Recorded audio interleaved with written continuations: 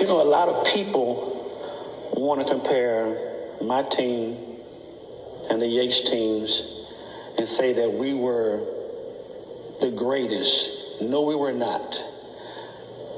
I don't understand why people don't recognize Phyllis Wheatley High School as one of the best high school teams ever assembled in the city of Houston, Texas. You're talking about Eddie Owens, who was a 6'7" wing player that could shoot with either hand. I'm not talking about a layup.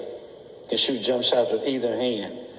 You talk about Michael Long, who was 6'10", that was in the middle. You talk about Dwight Jones, who was 6'10" on the other side. You talk about Marcus Jammer, who was 6'9" on the other side. And you had Gaylord Davis, who was 6'5" at the point. And that team was men amongst boys. They were averaging 100 points a game without a three-point line. Then you go back, you talk about the teams from Cashmere High School with Carl Godine and Jarvis Williams and those guys that won back-to-back state championships in the 70s.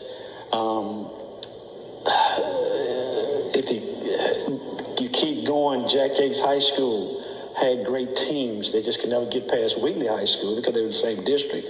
But you talk about players like George Walker, who was probably the most prolific scorer in Houston. Yes, George Stretch Campbell was probably one of the best rebounders in the city of Houston. You keep talking, you go back and talk about Milby High School, you talk about Juice Williams, you talk about Alton Ford. So there were teams in Houston I graduated in 76, from the 70s to 80s and the 90s, and you want to say that Willa Ridge and Yates were the best. I like it, but it's not true.